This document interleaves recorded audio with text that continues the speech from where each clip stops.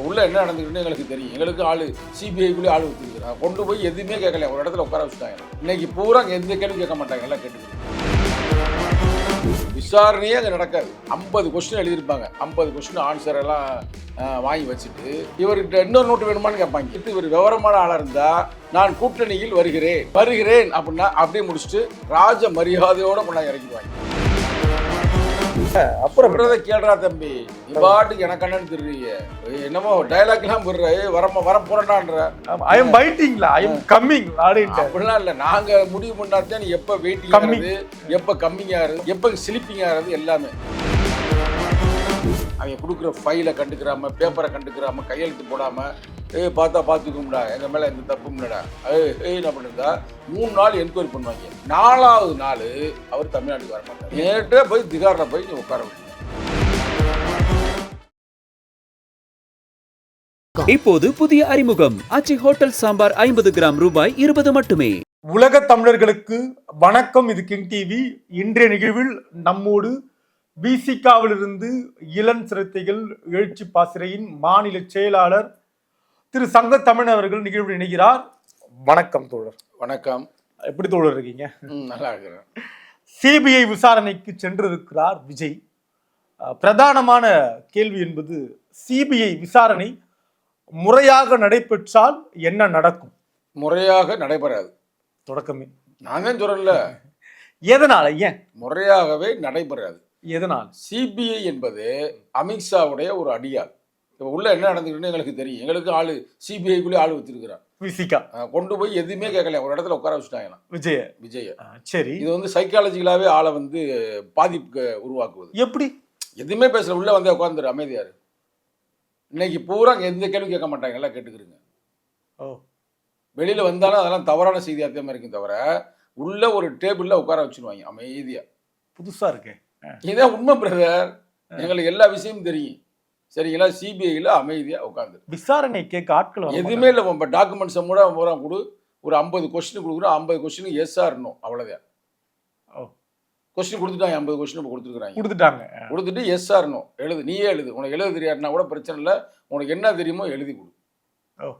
யாரும் வந்து பேச மாட்டாங்க, தண்ணி கூட கொடுக்க மாட்டாங்க. சேரு கூட ரொம்ப டுபாக்கூர் சேரா கொடுத்துருப்பாங்க. எவ்வளவு நேரம் இது? கொஞ்ச நாளைக்கு முன்னாடி தெரியுமா, ஷாருக் கான் என்ற ஒரு பெரிய நடிகர் இருக்காரு தெரியுமில்ல?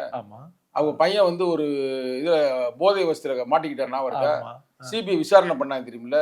இவர் நேரா போய் கை கொடுத்துருக்காரு. வருது நடிகர், பெரிய நடிகர்ல. சரி, கையை தட்டி விட்டாங்க. என்ன கையை கொடுக்குற? கம்முன்னு நேர்மையா இருக்காங்க பாருங்க இல்லையா? இந்த புகழ் நேர்மையெல்லாம் இல்ல, இன்ஸ்ட்ரக்ஷன் மேல இருந்து. இப்ப இவர் வந்து தப்பு செஞ்சாரா தப்பு செய்யலையான்றதை நம்ம அப்புறம் பேசுவோம். ரைட்டா? நான் ஏற்கனவே உங்க சேனல்ல பேசியிருக்கிறேன். இப்ப அந்த 41 பேர் கொலை செய்யப்பட்ட பிறகு, அது கொலைதான். நீங்க கொலைன்னு சொல்லும்போது நானும் கண்டிச்சிருக்கேன். அப்படி சொல்லக்கூடாது, அது கொலைதான். ரைட்டா? அது யாருன்றதை அவங்க சிபிஐ விசாரணை இருக்கிட்டு, அது ஒன்றும் பிரச்சனை இல்லை. நீங்க என்ன கேட்டீங்கன்னா, ஒரு நியாயமான முறையில விசாரணை நடந்தால் எப்படி இருக்கு அப்படின்னு அவங்க கேள்வி. நடந்தா என்ன ஆகும்? விசாரணையே அங்க நடக்காது. இது புதுசா இருக்கு இந்த தகவல். உண்மை நான் சொல்லல. 50 கொஸ்டின் எழுதியிருப்பாங்க. 50 கொஸ்டின் ஆன்சர் எல்லாம் வாங்கி வச்சுட்டு 3 நாள் விசாரணை. நீங்க நினைக்கிற மாதிரி ஒரு நாள் விட மாட்டாங்க. அடுத்து வந்து இன்னொரு பேப்பர் கொடுப்பாங்க. இந்த பொங்கல் டெல்லியில தான் விஜய்க்கு. ரைட்டா?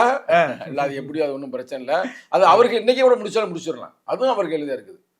எல்லாமே இவருக்கு எளிதா இருக்கு. 50 கொஸ்டினை கொடுத்துட்டு வேற எதுவும் சொல்ல விரும்புறீங்களா அப்படின்னு கேட்பாங்க. அவங்களா முடிச்சோம், வேற எதுவும் சொல்ல விரும்புறீங்களா அப்படின்பாங்க. ஆமா விரும்புறேன் அப்படின்னா சரி, இன்னொரு நோட்டை கொடுப்பாங்க. நோட்டில் எது கொஸ்டின் எதுவுமே இருக்காது. எனக்கு வெறும் வெள்ளை பேப்பரா இருக்கு, வெறும் ஒயிட் பேப்பரா இருக்குமே, இதில் நீ என்ன எழுதுமே எழுது அப்படின்பாங்க. என்னத்தங்க எழுதுன்னு சொல்லுங்க. இது விஷயம் 50 சொல்லிட்டே இல்ல, நீ வேற ஏதாவது சொல்ல விரும்புறியா?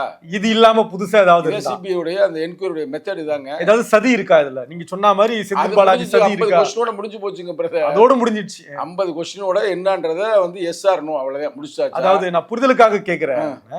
இப்ப இந்த கரூர் சம்பவத்தில் அமைச்சர் செந்தில் பாலாஜிக்கு தொடர்பு இருக்கிறதா? Yes or no? அப்படி எஸ் ஆர் நோ, அவ்வளவுதான் மேட்டர். இன்னும் நோன்னு சொல்லி இல்ல, எஸ் சொல்லு, அவ்வளவுதான். கரெக்டா பாயிண்ட் பிடிச்சிட்டீங்களே. இவ்வளவுதான். இதே மாதிரி 50 கொஸ்டின் ரெடியாக கையில கொடுத்துட்டாங்க. இப்போ உள்ள நடந்துகிட்டு இருக்குது. நம்ம பேசிக்கொண்டு இருந்த தருணத்தில் நடந்து, நான் வந்து இப்போ அங்கே என்கொயரி நடக்கும் பொழுது இப்போதான் ஃபோன்ல பேசிட்டு நான் உங்களுக்கு நான் செய்தியை தர்றேன். ரைட்டா? பேசிட்டீங்க, ஃபோன்ல பேசி ஆள் இருக்கு. அடுத்த கேளுங்க முக்கியமான கதையை. 50 கொஸ்டின் முடிச்சுட்டு ஐயா நான் போயிட்டு வரேன் அப்படின்னுமே, என்ன நீ என்ன பரப்புறியா, உட்கார், இங்கே உனக்கு சாப்பாடு போகிறேன், இங்கே தங்கு அப்படின்னு சொல்லுவாங்க. கொஞ்சம் மிரட்டல் தோணல லைட்டா. இருக்கும்போது வேற எதுவும் சொல்ல விரும்புறியா அப்படின்னு ஆமாங்கய்யா அப்படின்னு நோட்டை கொடுப்பாங்க. அந்த நோட்டில் வந்து நீ என்னமா எழுதிக்க ஒன்றும் பிரச்சனை இல்லை அப்படின்னு இவர் ஏதாவது எழுதி கொடுத்தான்னு ஒன்றும் பிரச்சனை பார்ப்பாங்க. இது சரிப்பட்டு வராது இருக்கே, நீ உனக்கு என்கொயரி நாளைக்கு இருக்கு, இப்போ உனக்கு பயமா இருந்துச்சுன்னா சரி போயிட்டு வா, ரொம்ப போயிட்டு வா அப்படின்னு சொல்லுவாங்க. இல்லைங்க நாளைக்கெல்லாம் வர முடியாதுங்க, எனக்கு போய் பொங்கல் கொண்டாடணும், ஷூட்டிங் இருக்கு, படம் வேற வெளிவர இருக்குது, பல சிக்கல் இருக்கு, பார்த்து எதாவது முடிச்சு விடுங்க. படம் மேட்டரை விடு, அது வேற இந்த மேட்டருக்கு வா. இந்த டிபார்ட்மெண்ட் இவர்கிட்ட இன்னொரு நோட்டு வேணுமான்னு கேட்பாங்க. இன்னொரு நோட்டு கொடுத்துட்டாங்க வச்சுக்கோங்க. நோட்டில் எடுத்து இவர் விவரமான ஆளா இருந்தா நான் கூட்டணியில் வருகிறேன், 4 வார்த்தை, கூட்டணியில் வருகிறேன் அப்படின்னா அப்படியே முடிச்சுட்டு ராஜ மரியாதையோட கொண்டாந்து இறக்கிடுவாங்க. வந்தேன்னு மேட்டர் முடிஞ்சு நான் எல்லா என்கொயரி பண்ணா எல்லாம் முடிஞ்சு போச்சு, பர்ஃபெக்ட்டா இருக்காரு. இதுக்கு அவருக்கு எந்த சம்பந்தம் இல்லை, இதுக்கு வந்து மாநில கட்சி தான் முக்கியம், மாநிலத்தை ஆளுகின்ற அந்த காவல்துறை சரியா வேலை செய்யல அப்படின்னு நாங்க அவங்களுக்கு இப்ப நாங்க கொடுப்போம். அடுத்து இங்க நாங்க ஒரு வழக்குக்கு இங்க சிபிஐக்கு நாங்க அனுப்புவோம். ரைட்டா, அதுமாதிரி கொண்டு போயிருவாங்க. அப்படி இல்ல வந்தே படத்தை விட்டுறலாம், படமும் வெளியிட்டு அது போனஸ். அது வந்து பேச்சுவார்த்தையே இல்ல, படத்தை பத்தி அது போனஸ், பொங்கல் போனஸ் நீ சொன்ன மாதிரி வந்தவே படத்தை வெளியிட்டு மேட்ரு. அதுக்கு அடுத்து நேர அமித்ஷா தான் மீட்டிங். இது முடிஞ்ச உடனே அடுத்து நீ இதெல்லாம் சம்பந்தம் மேல பேச தேவையில்ல, எத்தனை சீட்டு கிட்ட அதெல்லாம் ஒண்ணுமே பேச தேவை. ஐயா எழுதி வாங்கியாச்சா, அவ்வளவு ஐயா முடிஞ்சா உடனே ராஜ மரியாதை கொடுங்க அப்படின்னுமே. இந்த கால படத்துல அப்படி கதவை திறக்கணுமே வருவாரு பார்த்தீங்களா, கால பாத்தீங்களா ஜெயில் சீன்ல ரஜினி கூட பேசி இருப்பார்ல, குமார் யாரு இந்த குமார் இருப்பார்ல, அப்ப டக்குன்னு அப்படியே எல்லாம் முடிஞ்ச அப்புறம் வருவான் பாத்தீங்களா, பாத்துருக்க அந்த காட்சி. சேர உடைச்சோன்னு உள்ள இருந்து ஆள் வெளியே வருவாரு. ரைட், அது மாதிரி ஹரிதாஸ் வெளியே ரைட், அப்படி எழுதி முடிச்சதுமே அப்படியே டக்குன்னு வருவார் ஹரிதாஸ் என்ட்ரி. வந்ததுமே சரி ரைட் ஓகே, நான் எதிர்பார்த்ததோட நீங்க சிறப்பா இருக்கிறீங்க, வாழ்த்துக்கள், பாத்துக்குருவோம், முடிஞ்சு கிளியரா எந்த பிரச்சனையும் இல்லை. அவங்களுக்கு முடிஞ்சு. ஆனா இவருக்கு தான் பிரச்சனை அப்பதான் ஆரம்பமாகும். இங்க போறவங்க தொண்டை முறை எதிர்த்துருவேன். இப்போ தொண்டை முறை ரஷ்யர்கள் தொண்டைலாம் இருக்கிறான்ல, ரஷ்யர் கூட கொஞ்சம் இருப்பேன் பரவாயில்ல, தொண்டை முறை ஆஹா மேட்ரு அப்படி போகுதா அப்படின்னு அவன் எதிர்த்து வந்துருவாங்க. எதனால தொண்டர்கள் எதிர்க்கணும்? தொண்டை வந்து என்ன நினைப்பானா, இங்க தாவேக்காவோட எதிர்காலம் தானே முக்கியம். அவங்களுக்கு மெயினானது வந்து இவர் வந்து கொள்கை ரீதியா எதிர்க்கிறாருல, பிஜேபியை எதிர்க்கிறாரா அப்படின்னு சொல்றாரு. அதனால வந்து கொஞ்சம் ஆள் இருப்பாங்க. எதுக்கல அப்படின்னு கையெழுத்த போட்டு வந்துட்டதுமே படம் வந்துடும். ரைட்டா, பிரச்சனை அதுல இருந்து ரிலீஸ் ஆயிரும். ஒரு ஜாலியா திருப்பி இதுக்கு போயிடலாம், எங்க கோவாவுக்கு திருப்பி பிளேன்ல ஏறி போயிடலாம், யாரோட வேணாலும் போகலாம், என்ன வேணாலும் பண்ணலாம், ஒன்றும் பிரச்சனை இல்லை. ரைட்டா, அதெல்லாம் இந்த கேட்பாரற்ற எந்த கேள்வியுமே இல்லை. இல்லை அப்படியே கூட போகலாம் பிளேன்ல, இங்க இருந்து இப்படியே கூட உங்களை வர வைக்கலாம் நேரடியாவே அங்க இருந்து அப்படியே கோவா, இங்க இருக்க இந்த டீம் பூரா அங்க போயிடலாம். இந்த சிபிஐக்கு போயிட்டு அந்த சூட்டை தனிச்சிக்கலாம் கோவால. அதனால எந்த பிரச்சனையும் இல்லை. அதனால அங்க இருக்கிற சிபிஐ வந்து நான் விளையாட்டுக்க சொல்ல பிரதர், வழக்கு வந்து நான் தான் சந்திக்க போறேன். சிபிஐ வேணா பேசுவானா அவ்வளவு தைரியமா? சங்கத்தமே பேசுறேன்னா என்ன? சிபிஐ உடைய வேலையே அமித்ஷாவுடைய அடியார், இதுல எந்த மாற்று கருத்தும் இல்லை. சிபிஐல போய் இதுவரை எந்த வழக்காவது உறுப்பை திருப்பி கொடுத்துருக்காங்களா? கிடையாது, சதவீதமே கம்மியா இருக்கு. அதுதான் இவங்க வேலையே வந்து கொஞ்சம் குறிப்பிட்ட காலம். அதுக்கு நான் சிபிஐ அதிகாரி எல்லாரையுமே அது நேர்மையான அதிகாரி எல்லாம் இருக்கிறாங்க, அவங்கள இப்ப ஆப் ஆகிட்டாங்க, அமைதியா இருக்கிறாங்க. ஆஹா இப்படி மோசமா போய்கிட்டு இருக்கு, நம்ம என்ன செய்ய முடியும்னு. அதுல குறிப்பிட்ட சங்கிகள் இப்ப நியமனம் செய்யப்பட்டிருக்கிறாங்க. அவங்களுக்கு ஒரே வேலை, அதுக்கு ஒரு எடுத்துக்காட்டு சொல்லட்டுமா? தமிழ்நாட்டில் தேர்தல் அப்ப உங்களுக்கு தெரியும், பார்லிமெண்ட் தேர்தல் அப்ப போதை வஸ்துக்கள்லாம் பயன்படுத்தினாங்க, கடத்தினாங்கன்னு சில பேர் கைது பண்ணாங்கல்ல, கைது பண்ணி என்கொயரி பண்ணாங்கல்ல. இப்போ சாரின்ட்டாங்க. சாரிங்க உங்களுக்கு தெரியாம நாங்க என்கொயரி பண்ணிட்டோம், நாங்க நினைச்ச பேரு வேற, நீங்க வந்த பேரு வேற அப்படின்னு இப்ப வெளியில விட்டாங்க. ஆனா அப்ப நமக்கு பரபரப்பாச்சுல, மாட்டிட்டாங்கப்பா. மாட்டின மட்டும் இல்ல, இப்படி இவ்வளவு தவறான செய்யலாமா அந்த நாட்டுல? நம்ம வந்து இதெல்லாம் தப்பு இல்லை, நம்ம தமிழ்நாடு எவ்வளவு புனிதமான ஒரு பூமி, போதை வசதிலாம் விட்டுருக்கான், வெளிநாட்டுல இருந்து கடத்திருக்கிறாங்க அப்படின்ற மாதிரி வருது. செய்தி வந்துச்சா பரபரப்பா இருந்தோம், பரபரப்பா நம்மள. அது காரணமே யாரு? எல்லாம் திமுகவே அப்படின்னா எங்க தலைவரோட சொன்னாரு, அதானி அம்பானி போர்ட்டை செக் பண்ணுங்கடா அப்படின்னாரு. நான் இருக்கா முதல்ல அதை பண்ணுங்க, மூலத்தை பிடிங்க, வேற சொன்னார்லங்க தலைவர். கரெக்டா, அதனால எல்லாமே அவங்க ஆட்டி வித்தால் யார் ஒருவர் ஆடாதாடா கண்ணா பாட்டு கேட்டிருக்கீங்க, அந்த பாட்டு பழைய அழகான சிவாஜி பாடலாச்சு. அது மாதிரி வந்து ஆட்டி வைப்புன்ற கண்ணனே நிகழ்கால கண்ணை வந்து நம்ம அமித்ஷா தான். இவர் மோடி நினைக்காது, மோடிக்குள்ள ஒன்றும் தெரியாது, அவரு ஜாலி என்டர்டைன்மெண்ட்ல இருக்கிறாரு. இப்போதைக்கு இந்த வேலைகளை பூரா பொறுப்பேற்று அவர் தான் செவ்வனே செயல்பட்டு கொண்டிருக்கிறார் திரு அமித்ஷா அவர்கள். அதனால இந்த சூழ்நிலை வந்து முழுக்க விஜயை மிரட்ட வேண்டும் என்பதற்காகவே. ஆனா இந்த விஷயம் நாங்க விஜய்க்கு ஆதரவு தெரியுமா அறியாதா? சங்கத்தமிழ்ல விஜய்க்கு ஆதரவா இருக்கு. ஆமா ஏங்க ஒரு திரைப்படத்துல கடந்த காலங்கள்ல பேசின நேர்காணல் நீங்க கடுமையா தாக்கி பேசிருக்கீங்க. கமெண்ட் எல்லாம் உங்களை வந்து போட்டிருந்தாங்க. அரசியல் ரீதியா நம்ம வந்து அவரை பேசுவதற்கு ரெடியா இருக்கிறோம், அதுல மாற்று கருத்தே இல்லை. அரசியல் ரீதியா பேசுவோம். ஆனா ஒரு தனிப்பட்ட முறையில அவர் ஒரு படத்தை நடிச்சிருக்கிறார், சரிங்களா? அந்த படத்தை நடிச்சதுல என்ன பண்ணியிருப்பாப்புல பெருசா? அந்த படத்தை வந்து நீங்க 9ஆம் தேதி அறிவிச்சிருக்கிறாங்க. அப்ப அறிவித்த அந்த 9ஆம் தேதிக்கே போக விடாம இதுவரைக்கும் படத்தை நம்ம வெளியிடாம இப்ப நம்ம பேசியிருந்தனால 12ஆம் தேதி நேரம் வந்திருந்தா அந்த போட்ட 500 கோடியில் எப்படி பாதி எடுத்திருப்பாங்க. நம்ம தமிழ்நாட்டு பைத்தியக்கார பயலுக்கு போனா பாலை ஊத்துறது, அதில் மாலையை போடுறது, என்னென்ன பண்ணிருப்பாங்கன்னு உங்களுக்கு தெரியும். அது எல்லாத்தையுமே பீச புடுங்கி விட்டாங்கல்ல. புடுங்கி விட்ட ஒரே ஆளு அமித்ஷா.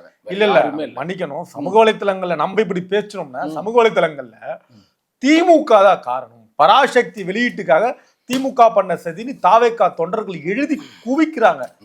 ஸ்டாலின் அங்கிள் இதான் லாஸ்ட் வார்னிங் அப்படின்லாம் போறாங்க. அப்ப இதுக்கு வந்து அவங்க தற்கூரி குரூப்னு சொன்னாங்கல்ல, அப்ப எவ்வளவு கரெக்டா இருக்கு. அவங்க ஆதங்கத்தை அவங்க சொல்றாங்க. இதுக்கு வந்து இப்ப தேர்தல் ஆணையம் யார் கையில இருக்குது? தேர்தல் ஆணையம் அது தனித்தன்மையான அமைப்பு நம்பப்படுகிறது. யார் கையில இருக்குது? அமித்ஷா கையில இருப்பதாக சொல்லப்படுகிறது. மாதிரி சிபி யார் கையில இருக்கு? விளக்கம் கொடுத்தல அமித்ஷா கையில இருக்குது. அது மாதிரி இந்த சென்சார் போர்டு யார் கையில இருக்குது? அமித்ஷா கையில இருக்குது. அவங்க நினைச்சாங்கன்னா படத்துல ஞானேஷ்குமார் அமித்ஷா கையில இருக்காரு, தேர்தல் வெற்றியை தீர்மானிக்கிறாருன்றத புரிஞ்சிக்க முடியுது. சென்சார் போர்டு அமித்ஷா கையில இருக்கிறதுனால என்ன தேர்தலில் மாற்றத்தை கொண்டு வர முடியும்? மாற்றம் இல்லைங்க. அப்புறம் கேள்றா தம்பி, நீ பாட்டுக்கு எனக்கு அண்ணன் திருறிய என்னமோ டைலாக் எல்லாம் போடுற, வர போறேன்டான்ற. ஐ எம் வெயிட்டிங்ல, ஐ எம் கம்மிங் அப்படிலாம் இல்ல. நாங்க முடிவு பண்ணாதான் நீ எப்ப வெயிட்டிங் ஆகுது, எப்ப கம்மிங் ஆகுது, கூப்பில தான் உட்காரணும், எப்ப ஸ்லிப்பிங் ஆகுது, எல்லாமே இது எதையுமே கேட்காம நல்ல கட்ட. நான் அதையும் சொல்லிக்கிறேன், அவங்க கொடுக்குற ஃபைலை கண்டுக்கிறாம, பேப்பரை கண்டுக்கிறாம, கையெழுத்து போடாம, பார்த்தா பார்த்துக்கும்டா, எங்க மேல எந்த தப்பும் இல்லடா என்ன பண்ணிருந்தா 3 நாள் என்கொயரி பண்ணுவாங்க. 4ஆவது நாள் அவர் தமிழ்நாட்டுக்கு வர மாட்டார். கூப்புதான் நேர எங்க போவாங்க? திகாரா? கரெக்டா, திகார்ல ஒரு கூப்பு ரெடியா இருக்குன்றீங்க. நேரே போய் திகார்ல போய் நீ உட்கார வேண்டியது. அது முடிச்சிட்ட பிறகு கூட ஒரு பேர குற்றம் இல்லை அப்படின்னு நிரூபிச்சா கூட சாரி அப்படின்றாங்க. எல்லாம் பண்ணி முடிச்ச உடனே ஐயோ சாரி, நாங்கள் விலாச மாதிரி வந்துட்டோம், தெரியாம செஞ்சுட்டேன், அடுத்து வேற ஆளை பிடி அப்படின்னு போவாங்க. அதுதான் இப்போ இருக்கிற சூழ்நிலைகள். அதுக்கு ஒரு எடுத்துக்காட்டு வந்து நான் சும்மா பேசல. எடுத்துக்காட்டு வந்து அண்ணன் ராஜா தெரியுமில்ல, ஏன் ராஜா? ஆமா நான் ராஜா. அவர் மேல என்ன சொன்னாங்க? இவர் தான்டா புல்லா காசு அடிச்சாரு, 1,76,000 கோடியும் அடிச்சது இவர் தான். ஒரு ஆள் ஒரு கெல்ட் ரஸ்தாலி அந்த காலத்துல வந்திருக்குமே, பாத்துருக்கீங்களா? ஒரு வினோத்ரா யாரு தெரியுமா? மறந்து போயிடலாம் பேர். அவருக்கு வந்து படுத்துட்டுலாம் இருந்தாரு, உண்ணாவிரதம்லாம் இருந்தாரு. அண்ணா ஹசாரே, மறக்க முடியுமா அந்த பேரை? அண்ணா ஹசாரே அவருடைய வார்ப்பு தானே அரவிந்த் கெஜ்ரிவால் அதுக்குனே கொண்டாந்து இருப்பாங்க. அன்னைக்கு கூட விஜய் போனார் அண்ணா ஹசாரேக்கு ஆதரவா. அப்ப வந்து அண்ணா ஹசாரே போய் பார்த்துருக்கிறாரு.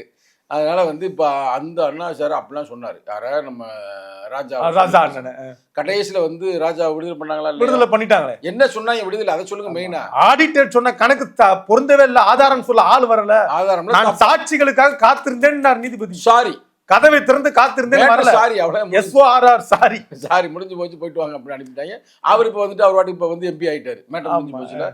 அதே மாதிரி விஜய் வந்து ரைட்டு ஓகேப்பா சூப்பர் தம்பி போயிட்டு வாப்பா அப்படின்னு அனுப்பிடுவாங்க. ஆனா விஜய் இந்த நேரத்துல என்ன முடிவு பண்ணுவார்ன்றத நான் உங்க பார்வைக்கு விட்டுறேன். இல்ல ஒரு மனசாட்சியோட மனச்சான்றோடு விஜய் அவர்கள் CBIக்கு வளைந்து கொடுக்காமல் இருந்தால் உண்மையாகவே ஒரு ஜனநாயக தன்மையோடு நின்னார்னா என்ன ஆகும்? ஜனநாயகத்தன்மையில அப்புறம் போட படத்துக்கு தான் பேர் வைக்க முடியும் ஜனநாயகன்னு, ரைட்டா? ஆக்சுவல் மேட்ரு அவர் தான் காரண கர்த்தா, அது எங்களுக்கு தெரியும்.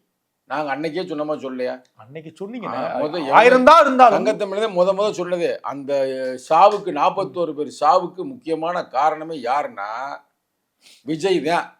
அடுத்து செகண்ட் யாருன்னா இந்த பிள்ளையெல்லாம் கூட்டிட்டு போனாங்க, குழந்தையெல்லாம் கூட்டிட்டு போய் அங்க போய் கொல்ல வச்சாங்க அந்த பெற்றோர்கள், அவங்க தான். 3வது அந்த போலீஸ் அதிகாரி தான். நான் அன்னைக்கே சொன்னேன். அப்ப இந்த மரக்கிளையில ஏறி நின்னவங்களா கிடையாது. அவன் போய் நின்றுக்கிறானா, அவனை போய் நீ முன்னாடியே அரசியல் படுத்திருக்கணும், நீ தானே பொறுப்பு, நீ தானே விசிலடிச்சா கூட்டமா வச்சிருக்கிற. இப்ப வந்து இவ்வளவு பிரச்சனை பண்ணி இறக்குறையில ஒருத்தர் வந்து இதுல முன்னாடி பிளீஸ் இறங்குப்பா அப்படின்னு முத்தம்லாம் கொடுக்குற, ரைட்டா? அதை முன்னாடி செஞ்சிருந்தேன்னா பிரச்சனை இல்லை. ஆக மொத்தம் இந்த இதுக்கு வந்து விஷயத்துக்கு வந்து நீ காரணம். அது வந்து உன் மனச்சாட்சிக்கும் தெரியும், தமிழக மக்களுக்கும் தெரியும், CBIக்கும் தெரியும். அப்ப திமுக தான் சொல்றவங்களுக்கு தற்கூரி தான் இல்லையா? படனி பாட்டினவங்க சொல்றது. அப்ப இத வந்து கூட்டணி வர்றேன் அப்படின்னு ஒரே வார்த்தை, கூட்டணிக்கு வருகிறேன், கூட்டணிக்கு வருகிறேன். அப்பயே முடிஞ்சு. அது 3 வார்த்தை முடிஞ்சா சிபிஐல இருக்கு 3 வார்த்தை கேன்சல் பண்ணிட்டு அப்படியே ராஜ மரியாதையோட வந்து இங்க இறக்கி விட்டு ரைட்டு படம் வந்து இறக்குள்ளே படம் ரிலீஸ் ஆயிரும். எதுனா ஓடிடிலையா தமிழ் டிராக்கர்ஸ்லயா? அப்படி வரக்கூடாது, அதெல்லாம் பாவம். அவன் இப்ப தயாரிப்பாளர் பல கோடியில போட்டிருக்கேன். நம்ம அந்த போல தியேட்டர்ல உடனே ரிலீஸ். மன்னிக்கணும், தலைவா படம் வந்ததுனால நான் சொன்னேன், எனக்கு பழைய ஞாபகம். உடனே டப்புன்னு உடனே தியேட்டர்ல ரிலீஸ் பண்ணிடுவாங்க, ஒரு பிரச்சனை இருக்காது. அதனால நீங்க வந்து எப்படி சிந்தித்து பார்த்தாலும் சிபிஐ ஒரு நியாயமான முறையில் நடப்பதற்கு வாய்ப்பில்லை. அப்படி ஒருவேளை நியாயமான முறையில் நடந்தார்கள் என்றால் இவர் தூக்கி அப்படி சிறைச்சாலையில தான் போடணும். அதுல எந்த வகையான மாற்று கருத்தும் இல்லை. ஆனா எங்களுக்கு கிடைத்த செய்தி தகவல் துட அவர் வந்து ஐயா இங்க பாருங்க, அவங்களோட சேர்றது ஒன்றும் பிரச்சனை இல்லை, ஆனா சேர்ந்தா எங்களை அங்க வந்து காரி துப்பிடுவாங்க, கட்சி வளர்க்க முடியாது, நானே முதல்வர் ஆகணும்னு தெரிறேன், நான் அப்புறம் எப்படி எடப்பாடியை முதல்வராக்க முடியும், ஏற்கனவே அந்த கூட்டணியில் இருக்கிறீங்க, என்னதான் பண்ணல அப்படின்ற போது அவர் உடனே அவ்வளவுதானே மேட்ரு, யார் என்ன வந்து பாரு, யார் என்ன வந்து பாரு என்ன பண்ணுவாரு, அதுக்கு எழுதி இருக்கிறாரு. நான் சொல்றேன்ல, அது நல்லா எழுதி வச்சுங்க. முதல்வர் எடப்பாடி, அது பாவம் ரொம்ப நாளாக நம்ம நம்பிக்கிட்டே இருக்குது, அதனால வேற வழி இல்லை, அது ரொம்ப வந்து ஊர்ந்து வந்திருக்குது, அதனால அதுக்கு போட்டு விட்டுறோம் போஸ்டர், ரைட்டா. எங்களை ஒரு ஆள் வச்சிருக்கிறான், அவருக்கு துணை முதல்வர், உனக்கு துணை முதல்வர், இது ஓகேன்னு சொன்னேன்னா நீ துணை முதல்வர் இருந்துட்டு உன் வாழ்க்கையை நடத்தலாம். அப்படி இல்லை அப்படின்னு நீ சொன்னேன்னா நீ நேர உனக்காக ஏற்பாடு செய்யப்பட்டுள்ள இடத்துல போய் மகிழ்ச்சியா வாழ். நல்ல இடம் இருக்கான திகாரில் எந்த பிரச்சனையும் இல்லை, உள்ள நீ வந்து மகிழ்ச்சியா இருக்கலாம். அப்ப அங்க இருக்கும்போது எழுதி கொடுத்தீங்கன்னா போதும். இல்லங்க சாரிங்க, நான் வந்து தப்பு, உங்க பேச்ச அங்கேயும் ஒரு பேப்பர் கொடுத்தா உள்ள உடனே எல்லாமே அந்த பேப்பர்ல அடங்கி நோட்டு இருக்கும் கையில, அவ்வளவுதான் மேட்டர் முடிஞ்சு போச்சு. நோட்டு புத்தகத்தால வந்து நீங்க எந்த காலத்துல இருக்கிறீங்க? சிபிஐ வந்து ரொம்ப முறையா வந்து விசாரணை, சினிமாலாம் காட்டுவாங்க, ஒரு பரபரப்பா வருவாங்க. சினிமால மட்டும் ஒரு கரூர்ல வந்து அந்த தெருக்களை அளக்குறாங்க, பேருந்தை கைப்பற்றுறாங்க, பாக்குறப்ப நமக்கு அடடா சரியால வேலை செய்து சிபிஐ அப்படின்னு தோன்ற அளவுக்கு. நீ ரெக்கார்ட் எடுத்து போட்டு பாரு, சிபிஐக்கு வந்த வழக்குல எவ்வளவு பேருக்கு இது வரைக்கும் தீர்ப்பு முறையாக வழங்கப்பட்டிருக்குன்னு பாருங்க. சதவீதம் ரொம்ப கம்மி, 90% கம்மி. நான் ஒரு வரும்போது பார்த்துட்டு தான் வந்தேன். அதான் மிக குறைவு, மிக மிக குறைவு. பல ஆண்டு காலம் தொடருது, சீரியல் மாதிரி போகுது. அதாவது 10 விழுக்காடு கூட வராதுங்க. அதான் நீ கரெக்டா சொன்னீங்க, 90 விழுக்காடு தள்ளுபடி செய்யப்படும். சரிங்களா, நீர்த்து போயிடுது. அப்ப இது வந்து எப்படின்னா ஒரு மிரட்டல் தான், சிபிஐ மிரட்டல், ஒரு மிரட்டல். அதாவது ஆளுங்கட்சிக்கு ஒரு அடியாளம். ஆனா இன்னொன்னு கூட சொல்றாங்க, சில பத்திரிகையாளர்கள் சொல்றாங்க, பழனிசாமி தான் அமித்ஷாக்கு இந்த ஐடியாவை கொடுத்தாரு, படத்தை நிப்பாட்டுங்க, சிபிஐக்கு கூப்பிட்டு விசாரிச்சு வழிக்கு கொண்டு வந்துருங்க அப்படின்லாம் சொல்றாங்களே. அப்படி ஐடியா கொடுப்பாரா பழனிசாமி? பழனிசாமிக்கு ஊர்ந்து போற மட்டும்தான் தெரியும், ரைட்டா. அந்த அளவுக்கு யோசிக்கும் சாணக்கியன் வந்து இன்னைக்கு இந்தியாவிலே பெரிய சாணக்கியன் யாருன்னா அமித்ஷா. அதில் வந்து எந்த வகையான மாற்று கருத்தும் இல்லை. அமித்ஷா வந்து ஒரு சாதாரண ஆளாக இருந்து இன்னைக்கு டெவலப் ஆகி இன்னைக்கு பிரதமருடைய லெஃப்ட் ஹேண்ட் அவர் தான், ரைட் ஹேண்ட் அவர் தான், 2 ஹேண்டுமே அவர் தான் வச்சிருக்காரு, வேற யாரும் சேர்த்துக்கிறவே இல்லை. நல்லா பார்த்துக்கிறேங்க, 2 கையும் சொல்ல போனோம்னா இவர் என்ன சொல்றாரோ அதை வந்து பிரதமர் கேட்பார். 2 கையுமே அவர் தான், 2மே அவர் தான், பெரிய கை. நினைச்சா அந்த விரலை வச்சு பிரதமர் கண்ணியே குத்தலாம். அவர் அங்கே குத்த மாட்டார், குத்த வைக்கிறதே அவர் தானே. ஆனால் அந்த வேலையை அங்கே செய்ய மாட்டார். நம்ம ஒரு யதார்த்தமாக பேசணும், போகிற போக்கில் அடிச்சு விடக்கூடாது. அமித்ஷாவும் மோடியும் வெவ்வேறு உருவங்கள், ஆனால் 2 பேரும் ஒற்றுமையாக ஒரே எண்ணத்தில் நடக்கிற ஆத்மாக்கள். இந்த ஆத்மாக்களை இயக்குற ஆள் யாருன்னு கேளுங்க, அதான் நான் சொல்லுவேன். அது இயக்குற ஒரு பரமாத்மா இருக்காது, இது 2 ஆத்மாக்கு, இது ஜீவாத்மாக்கள், பரமாத்மா இயக்குற பரமாத்மாக்கள் தான் மோகன் பகவத், RSS ரைட்டா. அவ்வளவுதான் மேட்ரு, அதுக்கு மேல யாருமே இல்லை, யாருமே இல்லை. மெயின் ஹெட் குவார்டர் சுப்ரீம், அங்க இருந்து வருது பவர். தமிழ்நாட்டில் வந்து நீங்க நினைக்கிற மாதிரி சாதாரணமா வந்து திமுக நீ ஜெயிக்க முடியாது. மும்முனை போட்டி நடந்துச்சுன்னா திமுக அதுவாடி 200 வந்துருவாங்க, 223 200க்கு மேல வந்துருவாங்க, ரைட்டா. கூட்டணி ஒன்றும் உடைக்க முடியல, எல்லாம் ஸ்ட்ராங்கா இருக்குது. அதனால நீங்க தனித்தனியா நிக்காதீங்க, முதல்ல சேருங்க அப்படின்னு சேர்க்க சொல்லியிருக்கிறாங்க. அந்த சேர்க்காம இருக்கிறதுனாலதான் இவ்வளவு பிரச்சனை, வேற ஒரு பிரச்சனையும் இல்லை. இன்ஸ்ட்ரக்ஷன் அங்க அந்த பரமாத்மாவுக்கு இணையாக இந்த 2 ஜீவாத்மாக்களும் செயல்படுகிறது. தொடர்ந்து பயணிக்கலாம். நன்றி, வணக்கம். இப்போது புதிய அறிமுகம் ஆச்சி ஹோட்டல் சாம்பார் 50 கிராம் ரூபாய் 20 மட்டுமே.